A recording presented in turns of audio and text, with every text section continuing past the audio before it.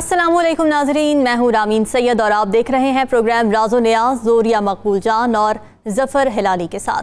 नाज़रीन, पीटीआई का लॉन्ग मार्च अपनी मंजिल की जानिब रवा दवा है और इमरान खान ने कहा है कि वो इस्लामाबाद पहुंचकर अगली मूव का ऐलान करेंगे। आज सुबह से ही मुज़ाकिरात की खबरें गर्म थीं और ज़राए की जानिब से खबरें आ रही थी कि हुकूमत ने वज़ीर दाखिला की सरबराही में लॉन्ग मार्च से मुताल्लिक़ अमन व अमान कायम रखने और सियासी बातचीत के लिए 11 रुकनी कमेटी कायम की है, जिससे ये तासुर मिला कि शायद मामलात मुज़ाकिरात की तरफ चले जाएंगे। लेकिन इसके बाद हुकूमती ओहदेदारान की तरफ से प्रेस कॉन्फ्रेंसेस की गई हैं, जिसमें कुछ मुबैना कॉल ऑडियो सुनवाई गई हैं और ये तासुर दिया गया है कि आज़ादी मार्च फसाद पैदा कर सकता है और मुज़ाकिरात की कोई गुंजाइश नहीं है। इसके अलावा आलमी फ्रंट पर अहम मामला यह है कि भारतीय वज़ीर दिफा ने एक बार फिर हर्जा सराई की है और ये कहा है कि आज़ाद कश्मीर बशमूल गिलगित बल्तिस्तान को भारत का हिस्सा बनाया जाएगा। इन तमाम मामलात पर ही गुफ्तगू कर लेते हैं। और ये सबसे पहले अगर लॉन्ग मार्च की बात की जाए, आज का दिन बड़ा हैपनिंग रहा है। एक तरफ इमरान खान कंटेनर पर महाज संभाले हुए हैं तो दूसरी जानिब हम देख रहे हैं कि वफाकी वज़रा ने प्रेस कॉन्फ्रेंसेस का मोर्चा संभाला हुआ है। मामलात कहाँ जा रहे हैं? देखिए, पहली बात तो ये है कि ये जो बनी है कमेटी, ये कमेटी जो है ये मुझे इंतहाई मुझसे कहते हैं मजाक की सूरत हाल लगती है। 77 के अंदर जुल्फ़िकार अली भुट्टो की और उसके बाद PNA की आपस के अंदर मुज़ाकरात हुए थे और दोनों ने अपने अपने हार्ड लाइनर्स को अलहदा कर दिया था। भुट्टो के साथ मौलाना कौसर न्याजी थे, क्योंकि ज़ाहिर बात है निज़ाम मुस्तफ़ा टाइप मूवमेंट चल रही थी, उन्होंने उनको रखा हुआ था। और साथ हफीज़ पीर ज़्यादा थे जो बहुत इंतहाई नरम खू किस्म के आदमी थे। खुद भुट्टो भी ज़ाहिर बात है इस तरह का आदमी नहीं था, वो बहुत डिप्लोमेटिक किस्म के आदमी थे। दूसरी तरफ से असगर खान को नहीं रखा गया था क्योंकि हार्ड लाइनर था। मौलाना मुफ्ती महमूद थे, प्रोफेसर गफूर अहमद थे और एक नवाबदार नसरुल्लाह थे। ये सारे के सारे जो थे हम्बल किस्म के लोग थे। लेकिन जहां पर हालत यह है कि सबसे अहम तरीन बात यह है कि जो सबसे हार्ड लाइनर था, जो सबसे ज्यादा बातें करता था सनाउल्लाह, उसको उसके अंदर कमेटी का हेड लगा दिया गया। दूसरे नंबर पर नून लीग ने एक और खातून को शामिल किया है कि जो कि उससे ज्यादा बातें करती थी और उसको लगा दिया गया। मामला सारा यह है कि इस वक्त एक वॉर ऑफ नर्व्स चल रही है। अच्छा। और उस वॉर ऑफ नर्व्स के अंदर वो चाहते ये हैं कि कौन पीछे हटता है, किस तरीके से पीछे हटता है। दोनों का दिल भी चाहता है मुज़ाकरात हो जाएं, सिचुएशन कहीं निकल आए। अक्सर कहा जाता है कि ये इलेक्शन पे मुज़ाकरात नहीं। ओ भाई, 77 में तो इलेक्शन हुए सिर्फ 15 दिन हुए थे, उसके बावजूद भी आप मुज़ाकरात की मेज पे बैठे कि नहीं बैठे केस में। अब फिर उसके बाद आप खड़े होके एक इतने बड़े लॉन्ग मार्च, और उसके बाद सबसे बड़ी बात है 152 सीट्स वाले बंदे को आप फितना कह रहे हैं। आप कह रहे हैं कि ये जनाब ये पाकिस्तान ने फसाद फैला, यानी आप एक पूरी की पूरी मेजॉरिटी ऑफ द पीपल को फसादी डिक्लेयर कर रहे हैं। आपका मतलब यह है कि वो जो लोग हैं, जो कि औरतें हैं, बच्चे हैं और इतने सारे लोग हैं, ये इनको साथ लेकर जो निकले हुए हैं, ये सारे के सारे फसादी हैं। पाकिस्तान में ये पहली दफा ऐसा हुआ है, मैं आपको सही बात बता रहा हूं। मैंने जितने मूवमेंट हमें निकला करते थे, ठीक है, औरतों के अलग छोटे छोटे जुलूस होते थे और वो जाया करती थी और वो अलग मुद्दे तो निकले, हमने देखे औरतों के जुलूस निकले हैं। 77 में भी निकले, उसके बाद 74 में तो सिर्फ मर्दों के निकले थे, उसके बाद में जो आया था उसके बाद MRD के भी निकले, औरतों के अलग निकलते थे। लेकिन बहसियत एक फैमिली के एक पूरे के पूरे जिसने बूढ़े कता कलामी की माजरत, इस वक्त हमें रहनुमा पीपल्स पार्टी कमर जमान कायरा साहब मौजूद हमारे इस वक्त ज्वाइन कर चुके हैं प्रोग्राम में। सर, बहुत शुक्रिया आपके वक्त का। औरिया साहब, आप जी कायरा साहब, मैं आज जो कमेटी अनाउंस की है आप इसमें सामने है, मैं भी बात कर रहा था कि 77 में जुल्फ़िकार अली भुट्टो साहब के जमाने में जब कमेटी अनाउंस की थी तो उस वक्त उन्होंने तमाम हार्ड लाइनर्स को बाहर निकाल दिया था। खुद भुट्टो साहब थे, मौलाना कौसर न्याजी थे क्योंकि निज़ाम मुस्तफ़ा चल रही थी, और हफीज़ पीर जैसा नरम खू आदमी था। दूसरे से भी उन्होंने असगर खान को, उन लोगों को निकाल दिया था। नवाबदार नसरुल्लाह थे, उसके बाद मुफ्ती महमूद थे और प्रोफेसर गफूर जैसे सारे नरम, ताकि एक सीरियसनेस नजर आती थी। ये जो कमेटी अनाउंस की गई है, जिसके साथ वज़ीर आज़म साहब कहते हैं कि हम चाहते हैं, उसमें जो सबसे हार्ड लाइनर था नवाबदार, अपने उसको राना सुनार साहब, उसको लगा दिया गया। और दूसरी तरफ से पता नहीं क्या आता है, लेकिन उस्ताद मरियम औरंगजेब को लगा दिया गया है कि जो गुज़श्ता तकरीबन 15 दिनों से इसी तरह। तो क्या मतलब, कहने का मतलब यह है कि साढ़े रो ना ही सही है। और यह साहब, गुजारिश ये है कि जो कमेटी अनाउंस की गई है उस पर सारी जमातों की नुमाइंदगी मौजूद है।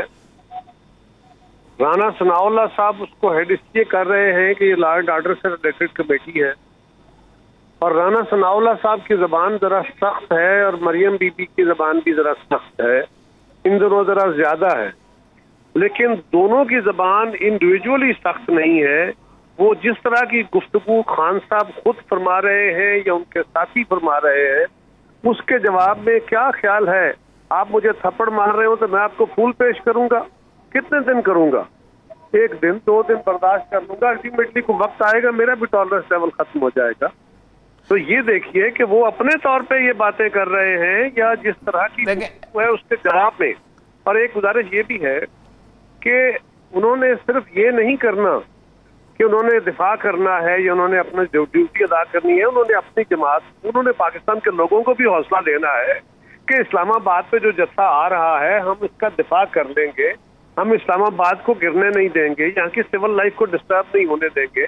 ये उनकी ड्यूटी है। कायरा साहब, ड्यूटी अपनी जगह, देखें ड्यूटी अपनी जगह, मुज़ाकरात अपनी जगह। आपको हमने मुज़ाकरात करते देखा है ताहिर अल-कादरी के साथ। ताहिर अल-कादरी की मैं जुबान, शोला बयानी, सब कुछ हर जगह आप निकाल के देख लूं, आपका तहम्मुल में देख लूं, जमीन आसमान का फर्क है। पता चलता था कि मुज़ाकरात कर रहा है, कोई पॉलिटिकल लीडरशिप सामने आई हुई है। मुकाबले में ताहिर अल-कादरी साहब जिस तरह के जोशे जज्बात से खेल रहे थे, सबको पता था, इस्लामाबाद के हाट में बैठे हुए थे। मतलब यह है कि वो लोग और होते हैं, मुज़ाकरात वाले और होते हैं। राना साहब, साहब एक तो गुजारिश ये है कि जमा खातर रखिए इससे। मैं तो खैर कमजोर आदमी हूँ, मैं भी मौजूद हूँ और बाकी भी बड़े तहम्मुल वाले हैं और राना साहब भी बड़े समझदार आदमी हैं। वक्त के मुताबिक थोड़ी बहुत जुबान में तलखी आ जाती है, लेकिन दूसरी गुजारिश ये है कि डायलॉग ये है उनके सारे अमल के लिए कि वो जो धरना देने आ रहे हैं, और अगर इस पर कोई डायलॉग का अमल शुरू होता है तो बिल्कुल आपको राना साहब के अंदर पूरी संजीदगी भी नजर आएगी और हम भी सारे वही मौजूद हैं। आप बिल्कुल पे फिक्र। अच्छा चले ये बात इस पे चलो ठीक है, अल्लाह करे कि संजीदगी आ जाए, लेकिन चूंकि जिस तरह साथ साथ प्रेस कॉन्फ्रेंस चल रही हैं, आप बेफिक्र रहे। अच्छा चलो मैं मुझे कोई फिक्र नहीं, मैंने क्या फिक्र नहीं की जरूरत है। एक बात सुनिए, एक बात सुनिए, अगर इमरान खान हर तकरीर में खड़ा होकर हमारी क़यादत को गालियां देंगे तो हमसे क्या तवक्को करते हैं? ठीक है, ठीक है, वो वॉर ऑफ वर्ड्स तो है, वॉर ऑफ वर्ड्स तो चलेगी। अब सूरत हाल ये है कि इसमें एक ही मुतालबा है और वो है मुतालबा इलेक्शंस का। अब मुझे अच्छी तरह याद है कि 77 में 2 महीने हुए थे इलेक्शन लड़े हुए, इंतखाब हुए, लेकिन एजेंडे के अंदर ये आइटम शामिल कर ली गई थी। ये थी भुट्टो साहब की एक, जिसे कहते हैं ओवरऑल। और आपको शायद याद होगा कि अगर वो उस वक्त ये सूरत ना बनती और ताले आजमाई ना होती, तो जैसे कौसर नई साहब ने लिखा है और प्रोफेसर गफूर साहब ने कि हमारा तो रात मायदा हो गया था। तो क्या आज भी इस मुल्क को इस क्राइसिस से निकालने के लिए कम से कम एजेंडा आइटम के तौर पर इलेक्शन रखे जा सकते हैं? देखिए औरिया साहब, पहली गुजारिश है, मसला ये है कि जो 77 की आप तमसील दे रहे हैं वो कुछ दोनों सूरत हाल बहुत फर्क है। एक तो ये कि जो इलेक्शन हुआ था 77 में, उस इलेक्शन के सूरत हाल ही बहुत मुख्तलिफ थी और उससे पहले भुट्टो साहब के खिलाफ एक खास टारगेटेड कैंपेन थी जो अल्टीमेटली उनके कत्ल पे जाके मुंतज हुई थी। और उसमें आप भी जानते हैं, और आप उस वक्त माशाल्लाह बड़े नौजवान अफसर थे, आप मैं स्टूडेंट था, जी स्टूडेंट थे, तो उसके पीछे क्या लोकल और आलमी सूरत हाल थी, वो छुपी हुई बातें नहीं। लेकिन उस सारे अमल में भी, उस कैंपेन के अंदर भी भुट्टो साहब ने ये मुतालबे जब तवील हुए, मुज़ाकरात तो मान लिए। हम क्या कह रहे हैं, हमने क्या खान साहब के साथ मुज़ाकरात से मुफर किया? हमने कहा बिल्कुल बातचीत करने को तैयार हैं, आइए बैठ के बात करते हैं। यही बात उनको अदालतों ने कही है, सुप्रीम कोर्ट ने कही है, हाई कोर्ट ने कही है, बाकी मीडिया के लोग भी कह रहे हैं। अब वो कहते हैं कि नहीं, पहले मेरा ये मुतालबा मानो, इलेक्शन की डेट अनाउंस करो, फिर बैठ के बात करो। किस बात की बात करनी है फिर उनसे? चाहे जाके जिससे इलेक्शन मिलता ले ले। अगर वो समझते हैं कि हालात खराब हो जाएंगे और आपका ये ख्याल है कि इस्लामाबाद फतह हो जाएगा और पाकिस्तान खुदा न खास्ता किसी मुश्किल सूरत हाल का शिकार हो जाएगा, तो कौन करने जा रहा है इसको? नहीं, आप कह रहे हैं कि खान साहब जो हालात खराब करने चल पड़े हैं, वो जत्था लेके निकले हैं, उनको आप नहीं कह रहे, उल्टा आप राना सनाउल्लाह को हमें कह रहे हैं। नहीं, देखें कायरा साहब, देखें एडमिनिस्ट्रेशन में जो मैग्नेनिमिटी होती है ना, जो बड़ापन होता है, वो होता है हुकूमत के, बड़ापन हुकूमत के जिम्मे होता है, किसी और के जिम्मे नहीं होता। बड़ापन ये नहीं होता कि आप तजिया कर रहे हो लोगों के सामने कि जनाब बड़े हालात मुल्क के खराब हो जाएंगे, खूनी इनकलाब आ सकता है, सूरत हालात से निकल सकती है। और जो निकालने जा रहा है उसको आप बेल आउट करें और हमें कहेंगे जी आपकी जबान। देखें या तो देखें कायरा साहब, या तो वो आदमी अकेला कुछ 50-60 लोगों को लेकर निकला होता या कुछ होता, एक बहुत बड़ा क्राउड है, वो आप सामने हैपनासिस में आ गया है, कुछ हो गया है, एक क्राउड है, गुज़श्ता 6 महीने के अंदर वो रेगुलरली गेन कर रहा है अपनी पॉपुलैरिटी, ये एक मसला तो है। अच्छा मुझे ये बताइए कि क्राउड अगर है तो क्या क्राउड के सामने हमें सरेंडर करना? ना बिल्कुल सरेंडर नहीं करना। हमें देखिए क्राउड को हैंडल किया जाता है, क्राउड को सर मेरी बात सुनिए, ठहर जाइए जरा। इसका मतलब है कि आज खान साहब क्राउड लेके आए, वो कहे आर्मी की मेरी मर्जी का पॉइंट कर दो, इस चीफ जस्टिस को भी फारग करो, यहाँ पे कोई फलाना बंदा लगा दो, इस मुल्क के अंदर सदारती निजाम ले आओ, या मेरी बादशाह चलेगी, क्या मान लेंगे इस बात को? डेफिनेटली नहीं माने। मैं मसला है कि आप इस क्राउड को रोक लें, आप नेगोशिएशन, आज अगर आप नेगोशिएशन टेबल पे बैठ जाए ना तो ये क्राउड आधा रुक जाएगा। कह रहा है कि मैं नेगोशिएट नहीं कर रहा, जो नहीं कर रहा उससे बात करें। और यह साहब पिछले 4 साल क्या है, 4.5 साल, मुझे आपसे सवाल करना है और उसका जवाब आपने जरूर देना है। जब हम हुकूमत में नहीं थे, खान साहब हुकूमत में आए, उस दिन हमने कहा कि खान साहब हम आपके साथ चलने को तैयार हैं, हम अपने केस भुगतेंगे, हम रैब को फारबाद के केस भुगतेंगे, हमारे खिलाफ जो हैं, लेकिन आए चार्टर ऑफ इकोनॉमी करते हैं, कदम बढ़ाएं, हम आपके साथ चलते हैं, मुल्क के मसाइल बड़े गंभीर है। किसने गालियां दी थी 4 साल जब हम हुकूमत में आए? हमने खान साहब को, 1 मिनट ठहर जाइए अब, ठीक, हमने खान साहब को फिर दावत दी कि आइए जनाब, जो है आपने केसेस बना लिए, हम भुगतते रहेंगे, आप हमें बुरा कहते रहिए, लेकिन आइए फिर मिलकर चलते हैं मुल्क के मसाइल का। फिर किसने गालियां दी? आज कौन दे रहा? नहीं देखे मुज़ाकरात से भाग रहा है। देखे ये तो खैर मैं तजिया करने लगूं तो बहुत लंबी बात हो जाएगी। तजिया नहीं, मैं सवाल सिर्फ पूछ रहा हूं कि 4 साल गुजर गए, उस 4 साल के अंदर जो कुछ हुआ उसका लंबी चौड़ी एक कहानी है, उस लंबी चौड़ी में सामने भी लोग हैं, पसे पर्दा भी लोग हैं, सब मौजूद है। आप किसी वक्त उस कहानी को छेड़िए और मुझे जरूर छेड़ेंगे, जरूर छेड़ेंगे। मैंने बहुत दफा छेड़ी, लेकिन असल मसला है इस वक्त सिचुएशन ये है सर कि एक चार्ज क्राउड है, उस चार्ज क्राउड के वो एक तरफ मार्च कर रहा है। देखिए एक छोटे लेवल पे भी, डिस्ट्रिक्ट लेवल पे भी होना तो होता यह है कि उसको डिफ्यूज किया जाता है। कैसे डिफ्यूज किया जाता है? उस आदमी को कहीं बात में लगाया जाता है, कहीं किसी कोई ना कोई रास्ता निकाला जाता है, कहीं तो बैठ जाए भाई। तो ये चीज हो ये रहा है कि दोनों तरफ है कि मैं आपसे कुछ 7वीं दफा ये पूछ रहा हूं कि हम कब भाग रहे हैं? ठीक है, लेकिन हम मशरूत मुज़ाकरात नहीं करेंगे, रोकेंगे इनको। अगर ये उस तरह ताकत के दौर पे आएंगे तो नहीं करेंगे। ठीक है, नहीं मैं मानता हूं, कम अज कम मेरी एक बात करने को तैयार है। देखिए मेरी एक सच्ची बात है, इस मुल्क के अवाम जो है इतने जाहिल नहीं है। अगर कभी दोनों तरफ से फायरबंदी में से एक आदमी अगर खामोश हो जाए ना, मुझे इतना पता है कि लोग उस आदमी को अप्रिशिएट जरूर करते हैं और करते रहे हैं। खुदारा एक मेहरबानी करें, जो पिछले 10 हम उसको भी कहते हैं गालियां दे रहे, उसे कहना खामोश, उसे भी क्या, उसे तो हम 1000 दफा कहते हैं सर, उसे तो हम 1000 दफा कहते हैं कि भाई सुना, आप मुझे ही कहे जा रहे हैं। नहीं मैं तो आप मेरे सामने है, वो अगर उनका बताएगा तो हम उसको भी यही कहेंगे। मैं तो सिर्फ ये कह रहा हूँ, नहीं कह रहे वरिया साहब, सारी गुफ्तगू आप भी जानते हैं, आप बड़े माहिर आदमी हैं और मैं भी थोड़ा बहुत तालिब इल्म थोड़ा जानता हूँ, लेकिन ये गुफ्तगू जो हो रही है, इसकी जो एंगलिंग है, जो इसके जो माने निकलते हैं, वो सब आप सर कोई एंगलिंग नहीं, मैं कतन कोई एंगलिंग, मैंने एक पूरी अल्फाज में गुफ्तगू हो रही है, मैंने एक पूरी सिचुएशन आपके सामने रखी कि इस तरह की सूरत-ए-हाल होती है। तो मैंने भी हजूर वाला, मैंने भी कोई हिंदुस्तान की सूरत-ए-हाल तो नहीं रखी ना, मैंने भी करंट सूरत-ए-हाल आपके सामने रखी है, हकायक आपके सामने बयान किया। ठीक है, इसका मतलब यह है कि अगर खुदा ना खास्ता मुज़ाकरात नहीं होते तो हम आप चाह रहे हैं कि एक हेड ऑन कोलिजन हो जाए, इमरान खान भी यही चाह रहा है, तो लेट इट हैपन। मैं नहीं चाह रहा, मेरी हुकूमत नहीं चाह रही, इमरान खान चाह रहा है। चलो ठीक, अगर इमरान खान चार्ज करके लेके आ रहा है, वो चाह रहा है, तो आप मेरे पे डाल रहे हैं। अब नहीं, आप पे नहीं डाल सर, मैं आपको बता रहे हैं कि अगर वो आपको थ्रेट कर रहे हैं तो मैं उस थ्रेट में आ जाऊं। कायरा साहब मैं कम अज कम 9 साल एज ए डिप्टी कमिश्नर ये चीजें हैंडल करता रहा हूं, मुझे पता है कैसे नीचे हो रहा जाता है, कैसे मिजाज नीचे रखा जाता है। सुन लीजिए जी, वरिया साहब, आप 9 साल डीसीशिप करके आए हैं, मैं 29 साल इस मुल्क के अंदर फील्ड पॉलिटिक्स कर रहा हूं। आप लोगों को डंडे मार के रोकते रहे हैं, मैं वो डंडे सर, मैंने डंडे भी खाए हुए ना, मसला यह नहीं है, मुझे ये भी फिलॉसफी पता है सर, हमने डंडे भी खाए हुए ना।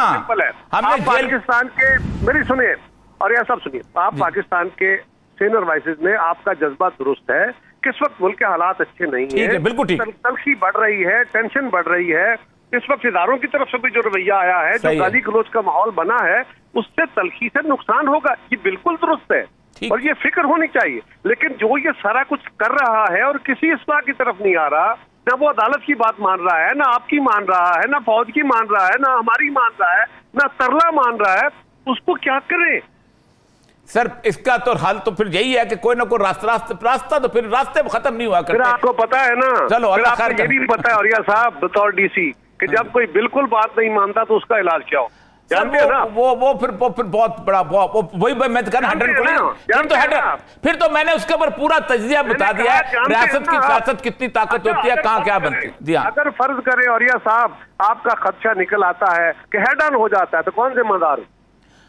सर वो मैं जाहिर बात है मेरी हुकूमत गवर्नमेंट छोड़ कभी भी देखे सर, एक मिनट याद रखिए, सिंपल सी बात है कि अगर तो इस सारे अरसे के अंदर दोनों तरफ से बराबर की गौर अफशानी जारी है, बराबर की गोलाबारी जारी है, बराबर की आप मैं वीडियो चला देता हूं दोनों की, तो फिर दोनों जिम्मेदार है। और एक खामोश है तो फिर मैं इमरान खान को जिम्मेदार ठहराऊंगा, मैं ठहराऊंगा, ना ठहराऊं तो मुझे कह दीजिए।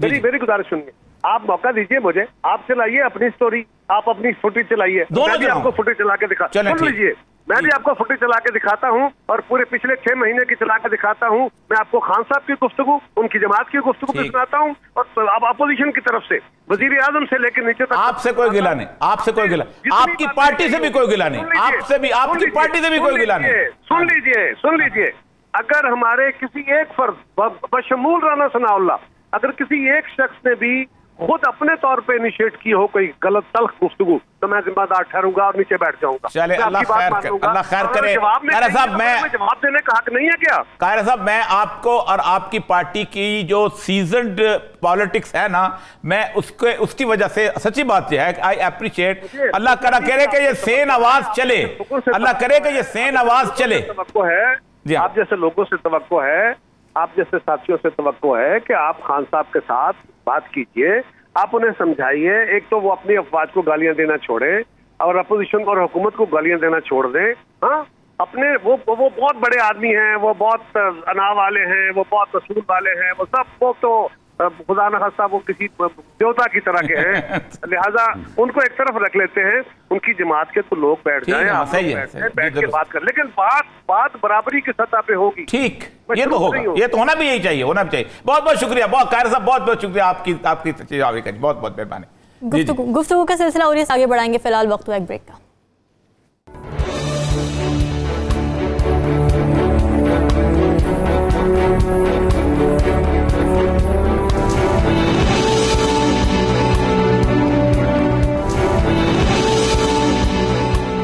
वेलकम बैक नाजरीन। तो बात हो रही थी पीटीआई के लॉन्ग मार्च की और मुज़ाकिराती कमेटी की, और हिलाली साहब लग यूँ रहा है कि जैसे अब इमरान खान और पीटीआई की जगह पीडीएम ने ले लिए, यू टर्न लिए जा रहे हैं। पहले मरीम औरंगज़ेब ने फरमाया कि हम इनसे मुज़ाकिरात नहीं करेंगे, उसके बाद साथ ही उन्होंने ये कह दिया था कि हम मुज़ाकिरात कर सकते हैं, दरवाजे हमेशा खुले होते हैं मुज़ाकिरात की सियासत में। अभी कमर ज़मान कायरा भी हमारे साथ मौजूद थे और उन्होंने भी ये कहा कि मुज़ाकिरात हो सकते हैं आराम से। अब क्या तबसरा करेंगे इस पर? बीबी मैं तो हैरान हो गया हूँ कि ना सिर्फ कायरा साहब मगर हमारे औरिया साहब भी ये सोच रहे हैं कि ये मुज़ाकरात पीडीएम के साथ होना है।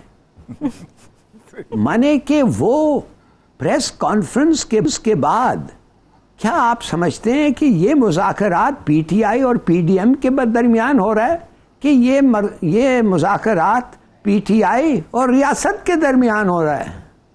पीडीएम किधर से आ गई? उनका तो कोई रोल ही नहीं है। ठीक, उनको पूछते हैं, उनको कहते हैं जाओ पूछ के आओ। पीटीआई स्टेट को पूछ रहा है, रियासत को पूछ रहा है, इलेक्शन डेट दो, इनको तो नहीं पूछ रहा है। तो मैं समझता हूं इसलिए मैंने सोचा कि इनसे बात ही करना it's a waste of breath. अब चलिए ये भी पता चल गया कि it's a waste of time. अब मैं आपको कहना चाहता हूं कि ये हमने कब ये फैसला हुआ कि ये रियासत और पीटीआई के दरमियान है और पीडीएम का कोई इसमें मसला नहीं है। वो उस वक्त हुआ जब अलवी साहब, हमारे सदर साहब जो हैं, वो कहने लगे कि मैं नाकाम हो गया हूं। कोशिश की उन्होंने, मिले लोग जो मिलना था, मगर उन्होंने कहा कि मैं नाकाम हो गया। उसके बाद मेरे ख्याल में टू एक्सपेक्ट करना कि इस लेवल पे, भाई I want to be fair to Maryam Aurangzeb, उसने आज एक प्रेस कॉन्फ्रेंस में कह दिया है हम बात ही नहीं करेंगे, हम उनके साथ अग्रीमेंट ही नहीं कर सकते, ये आदमी ऐसा है वैसा है। तो मैं ये जानना चाहता था कि इसका हमने कैसे टॉपिक रखा कि पीडीएम और इनके दरमियान कुछ मामला होगा, जब प्रेस कॉन्फ्रेंस में उस मरियम औरंगजेब ने जाके कहा कि इनका तो कोई रोल ही नहीं है। तो लिहाजा अब पता चल गया, अब सबको पता है ये दरमियान किसके दरमियान ये हो रहा है। मैं टक्कर नहीं कहना चाहता, मैं कहना चाहता हूं ये एक मसला है जिनको हल करना है, दोनों मिल के हल करना है। मगर अगर उनकी आइडेंटिटी पब्लिक को ठीक तरह से और एक्यूरेटली से बता दें तो मेरे ख्याल में वो अच्छा होगा। अच्छा लाल साहब, आपने बड़ी अच्छी बात की कि ये उस तरफ हो रहा है, लेकिन असल मसला ये है कि दिन ब दिन वक्त के साथ साथ पारा जो है वो उभरता जा रहा है। मतलब आज राना सनाउल्लाह साहब की प्रेस कॉन्फ्रेंस में उन्होंने एक ऑडियो टेप सुनाई, और ऑडियो टेप थी एक दो पश्तूनों के दरमियान, लेकिन आपस में वो उर्दू में गुफ्तगू कर रहे थे ताकि राना सनाउल्लाह भी समझ ले और पूरा पाकिस्तान भी समझ ले। तो इस तरह के जो बड़ा अच्छा पॉइंट है वरिया साहब। हाँ, हैरानकुन बात है ना, दोनों पठान गुफ्तगू कर रहे हैं, गुड पॉइंट, दोनों पठान गुफ्तगू कर रहे हैं लेकिन उर्दू में गुफ्तगू कर रहे हैं, और पंजाबी में और भी किसी और जबान में, और वो उन्होंने चला दी, और पाकिस्तान में 22 करोड़ अवाम यकीन कर रहे हैं और राना सनाउल्लाह साहब चला रहे हैं। मसला सारा ये है कि साहब इस वक्त जो कुछ हो रहा है ये दोनों तरफ, इमरान खान तो चलो एक क्राउड साथ लेके चल रहा है, वो एक जा रहा है, अभी तक तो उसने कोई तोड़ फोड़ नहीं की, किसी जगह कुछ नहीं हुआ, आगे पहुंचता है, जब इस्लामाबाद पहुंचेगा तो देखा जाएगा। लेकिन इस दौरान उसके अंदर लोगों को फितना कहना, लोगों को जलील करना, लोगों को यानी कहना कि आप उस क्राउड को चार्ज तो आप कर रहे हैं, यानी एक एडमिनिस्ट्रेटर तो उसका काम होता है किसी ना किसी सिचुएशन को डिफ्यूज किया जाए। आप पीडीएम नहीं है, आप रियासत की एक अथॉरिटी हैं, आप एक एडमिनिस्ट्रेटर हैं, आप लॉ एंड ऑर्डर के जिम्मेदार हैं। अगर 4 बंदे किसी जगह मारे जाते हैं तो उसका जिम्मेदारी सेक्रेटरी इंटीरियर पे भी होगी और मिनिस्टर ऑफ इंटीरियर पे भी होगी, वो निकल नहीं सकता, और अगर उसने इश्तिहाल दिलाया है तो उसके अंदर बराबर का जिम्मेदार होगा। इसीलिए हम लाल साहब कल से भी यही कह रहे हैं। अच्छा, आपने जो पॉइंट दिया, अब मैं आपसे सिर्फ ये पूछना चाहता हूं, जाहिर बात है आप सारे हेलो फेयर पे बहुत अरसा रहे हैं, कि at the end of the day वो क्या काकड़ फार्मूला तो नहीं चलेगा कि उसकी आप एक्सपेक्ट कर रहे हैं, क्योंकि आप तो काकड़ साहब के जमाने में थे। नहीं, काकड़ का फॉर्मूला इसलिए नहीं हो सकता है कि it is not a fight between the president and the prime minister, उनका कोई बात नहीं है, ठीक, ये तो फाइट है between and one of the two, और वो जो है वो खुद रेफरी नहीं बन सकता उस फाइट में। मैं आपको एक बताना सिर्फ चाहता हूं कि ये चाहते हैं लड़ाई हो, प्लीज अंडरस्टैंड। आप खुद मुझे बताएं, आप समझते हैं कि ऐसे माहौल में at any time with Imran Khan और इसकी पॉपुलैरिटी एक तरफ और ये पीडीएम दूसरे तरफ कभी भी इलेक्शंस हो, आप समझते हैं कि ये बचेंगे? नहीं, मैं तो समझता हूं कि 2/3 या 4/5 की मेजॉरिटी क्या पता ना ले जाएं। और इमरान खान अब शुरू होना चाहता है सिंध में, ठीक, उधर देखिए उसको कितना क्या रिएक्शन होगा सिंध में। तो मैं समझता हूं कि वो चाहते हैं कि ये लड़े, और जब भी इसलिए कि व्हाट इज एट स्टेक। देखिए, ये नहीं है कि एक स्टेक के एक आदमी जो मिनिस्टर है वो मिनिस्टर नहीं रहेगा। मेरे ख्याल में ये जान इज एट स्टेक। मिसाल के तौर पे एक एग्जांपल ले लें राना सनाउल्लाह का। भाई मॉडल टाउन का अगर उस पर ठीक तरीके से इंसाफ हो, क्या सेंटेंस हो सकता है? बिल्कुल ठीक। अकम्प्लिस माने कि मैनस्लॉटर, क्या सेंटेंस हो सकता है? उम्र कैद, इट कुड बी एनीथिंग। मैं नहीं कहता हूं कि आई वांट दैट, मैं सिर्फ ये कह रहा हूं कि कुछ लोग समझते हैं कि इतनी नेग्लिजेंस थी कि इट अमाउंटेड टू मैनस्लॉटर। ठीक। तो मैं आपसे पूछना चाहता हूं व्हाट इज एट स्टेक? एक का प्राइम मिनिस्टरशिप और 20 साल कैद। माने माफ करिए, हमारे प्राइम मिनिस्टर साहब के खिलाफ जो केस था जो डिस्पेल हो गया है, और वो पता नहीं है वो नैब जिस तरीके से उसके कानून तकसीम हुए हैं वो इस वक्त सुप्रीम कोर्ट में है और या जा रहा है। अगर सुप्रीम कोर्ट ने नैब को कहा है कि एविडेंस को डिस्ट्रॉय मत करो, एविडेंस को रखो। इसका मतलब ये नहीं है कि हमारा फैसला तुम्हारे हक में आ रहा है। हमारा फैसला सुप्रीम कोर्ट ने इंडिकेट किया है कि कुछ भी हो सकता है, कि रिस्टोर करो नैब को पुराने कवानीन के साथ। तो मैं ये समझता हूं कि a lot is at stake. वे नहीं चाहते कि इमरान खान एक तरफ जी मसला ये है, असल नहीं आपने बड़ा जबरदस्त कहा है कि इस वक्त सूरत है, लेकिन असल मसला ये है, आप मुझे ये बताइए जो इस वक्त सिचुएशन बलूचिस्तान की है, जो इस वक्त सिचुएशन केपीके के अंदर शुमाली इलाका जात की है, जो आपका इस वक्त इंडियन बॉर्डर आ गया, इंशाल्लाह गुफ्तगू करेंगे इंडियन बॉर्डर के ऊपर जिस तरह की सूरत हाल है और जो इस वक्त चार्ज माहौल है, क्या कोई एडवेंचर पाकिस्तान की फलाह और बहबूद के लिए हो सकता है? कतन नहीं किसी तौर पर भी। और वो कल आपको याद है कि मैंने पूरी स्ट्रेंथ आपके खोल के बता दी थी कि ये आपकी टोटल स्ट्रेंथ है। और जिस तरह का क्राउड यहां से जा रहा है, जिस तरह के लोग यहां से जा रहे हैं, उसमें 1 साल का बच्चा भी है, उसमें 15 साल के नौजवान भी हैं, उसमें 80 साल के बूढ़े भी हैं, उसमें औरतें भी हैं, सब हैं। इनके ऊपर ना आप फायर खोल सकते हो, इनके ऊपर ना आप पानी की गन चला सकते हो, इनके ऊपर ना आंसू गैस चला सकते हो। इसे अगर चलाएंगे तो इतना बड़ा जिसे कहते हैं कैटास्ट्रॉफी बन जाएगी। 19 करोड़ मोबाइल आपके हाथ में हैं, लोगों के हाथ में, एक जगह पे वो फैल जाएंगे। आप क्या करना चाहते हो? 1-2 दिन गुजर गए, 24 घंटे बहुत होते हैं किसी जगह पे किसी एडमिनिस्ट्रेशन को हिलाने के लिए कि ये क्या हो रहा है तूफान। कहते आओ, यानी इनवाइट कर रहे हैं, आओ। हालत जंग में हमेशा पॉपुलर लीडरशिप को आगे रखा जाता है। चर्चिल को जो आप देखें कि चर्चिल को सेकंड वर्ल्ड वॉर के अंदर पॉपुलर, हालांकि उसके खिलाफ एक फिजा बन चुकी हुई थी, लेकिन रखा गया क्योंकि इतना पॉपुलर वो था, इतना शानदार वो लोगों को गरमाता था, लहू गरमाता था, उन्होंने जंग जीत ली। हमेशा पॉपुलर लीडरशिप को आगे रखा जाए ताकि मसाइल हल हो। मसाइल तो सच्ची बात मैं बताऊं आपको कि पाकिस्तान में किसी सियासतदान ने काम वाम कोई नहीं करना होता, ब्यूरोक्रेसी कर रही होती है नीचे, ऊपर वो सियासतदान जो है वो सिर्फ दस्तखत। हमें भी पता है, हमने उम्र गुजारी है इन लोगों के साथ। इनको बस एक डिक्टेशन देनी आती है, ये कर लो, वो कर लो, ये ठेका, वो ठेका, फला फला, ब्यूरोक्रेसी का। लेकिन अवाम के अंदर जो जिसे कहते हैं इत्मीनान पैदा करना, अवाम के अंदर अवाम को अपने पीछे चलाना, यानी एक आदमी के कहने के ऊपर अगर अवाम जो है रात को घरों को वापस चले जाती है, निकली हुई अवाम, इससे बड़ा आदमी क्या हो सकता है? कोई एक आपको चाहिए होता है। तो इसका मतलब यह है कि आपको इस वक्त फौरी इलेक्शन चलाने चाहिए ताकि मुल्क के अंदर एक अमन और अमान की फिजा बने और आपकी भी इज्जत बने, अदारों की भी इज्जत बने। आपकी इज्जत वही दे सकता है कि जो अवाम में पॉपुलर है, जो अवाम में पॉपुलर नहीं वो आपकी बदनामी लेके आएगा। बिल्कुल ऐसी, और हुकूमत को चाहिए कि अपना अपर हैंड रखे और मामलात को सुलझाने में जो किरदार है वो अदा करे। वापस आएंगे एक ब्रेक के बाद।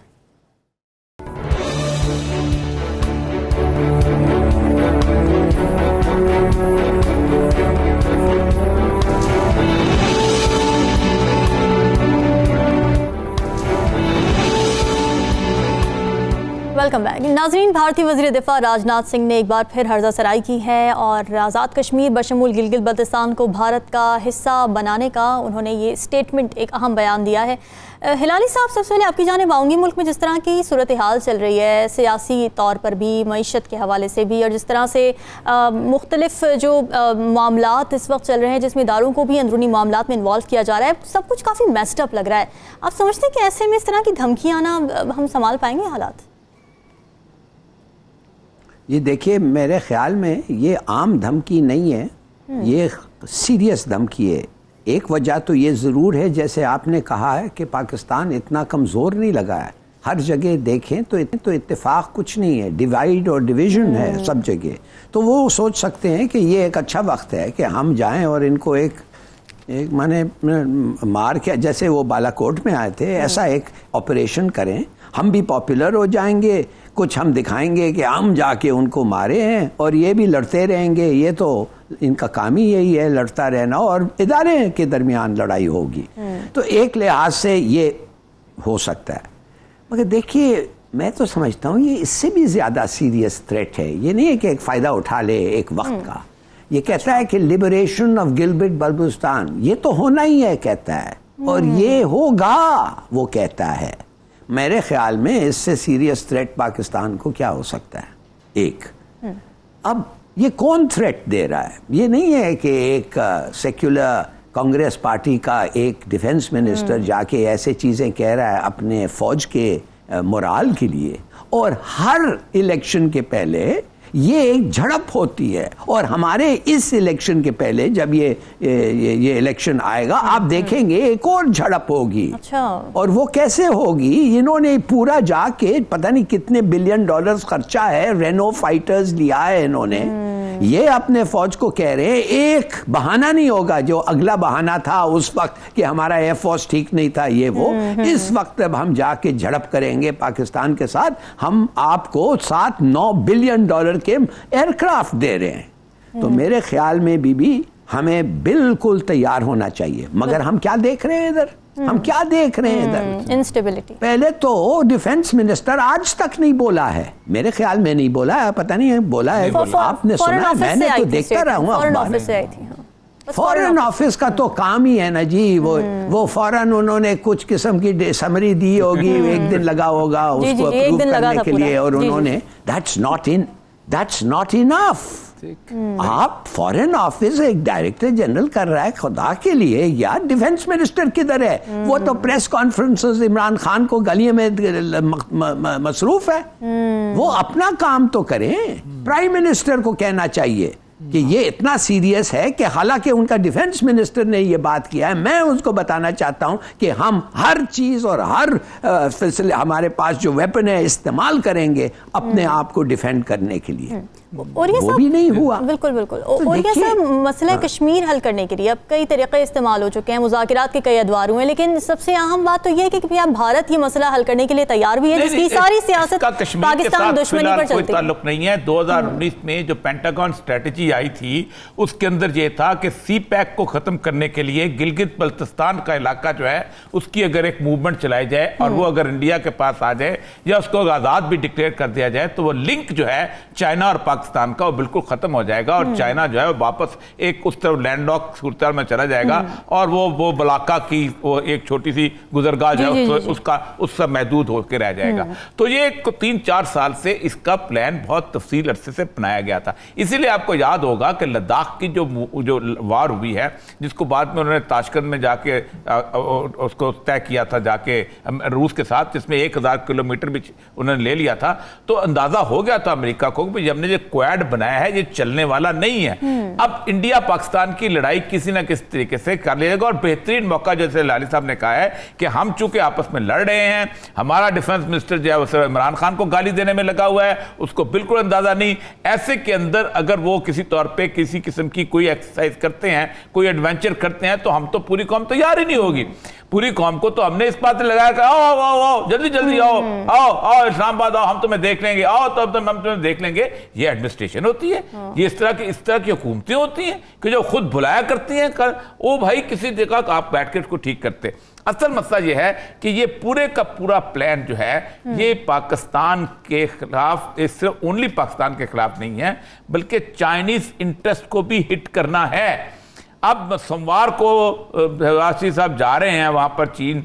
देखना यह है कि ये जो सऊदी अरब का विजिट उन्होंने किया है और मोहम्मद बिन सलमान ने जिस वक्त जो एक लाइन ली है, क्या उसके बाद कोई हम शिफ्ट कर रहे हैं पॉलिसी, नहीं कर रहे, कहां जा रहे हैं, कैसे कर रहे हैं। लेकिन ये जो राजनाथ का बयान है इसके पीछे एक ताज़ा तरीन हिस्ट्री है। अच्छा। और वो ताज़ा तरीन हिस्ट्री जो है वो बताती है कि वो एडवेंचर करना चाहते हैं और वो साहब ने यही कहा कि उन्होंने अब वो पुराने तैयारे व्यारे नहीं रह गए। तो हम कह रहे थे कि हमारे पास राफेल हमें लेके दो, अब तो उन्होंने ले लिए, फलान लेके दो उन्होंने ले लिए। वो कह रहे थे कि अब क्या करेंगे, क्या हम अभिनंदन दोबारा पकड़वाएंगे या हम यहाँ से फायदा उठाएंगे। ये है सिचुएशन। बिल्कुल बिल्कुल। एडवेंचर की आप बात करें, हिलाली साहब की तरफ बढ़ूंगी। हिलाली साहब, भारत आज़ाद कश्मीर और गिलगित बल्तिस्तान पर नजर रखे हुए, लेकिन अगर भारत के अपने अंदरूनी हालात देखें तो मगरबी बंगाल है, छत्तीसगढ़ है, बिहार है, झारखंड है, जहां पर हालात इतने अच्छे नहीं हैं और सब जगहों पर ही आज़ादी की तहरीकें चल रही हैं। तो क्या ऐसे वक्त में भारत कोई एडवेंचर अफोर्ड कर सकता है? देखिए जी, ये जो हमारा अपना जो प्रोपेगेंडा है ना, जो कहता है कि इधर बड़े रिबेलियंस हैं और इंडिपेंडेंस मूवमेंट्स हैं, थोड़ा सा ये गलत बात है। ज़रूर कुछ ऐसे लोग हैं जो चाहते हैं कि अलग हो, मगर उनकी कोई ऐसा उम्मीद नहीं है और इम्कान भी नहीं है। इंडिया इसको बड़े ठीक तरीके से कंट्रोल किया है। असम में भी हम तो 40 साल से सुन रहे हैं कि अभी अलग हो रहा है, अभी अलग हो रहा है। Forget about that. आप अपने कंसंट्रेट करें। देखिए, मैं आपको ये बताना चाहता हूँ, कोई हिंदुस्तानी प्राइम मिनिस्टर आज तक इतने पैसे डिफेंस में नहीं खर्चा है जितना मोदी में कर। तो इसलिए उसने इतने पैसे खर्चा है और इसलिए मैं समझता हूं कि इस्तेमाल करेगा तो हमें तैयार होना चाहिए। पॉलिटिकल टर्मोइल का हमेशा ही मुखालिफिन की जानिब से फ़ायदा उठाया जाता है, तो ज़रूरत इस बात की है कि इस बारे में सोचा जाए और मिल बैठकर मुत्तहद होकर मुल्क के बारे में, अवाम के बारे में सोचा जाए। डिस्कशन आपने सुनी नाज़रीन, अब तक के लिए इतना ही। हमें दीजिए इजाज़त। अल्लाह हाफ़िज़।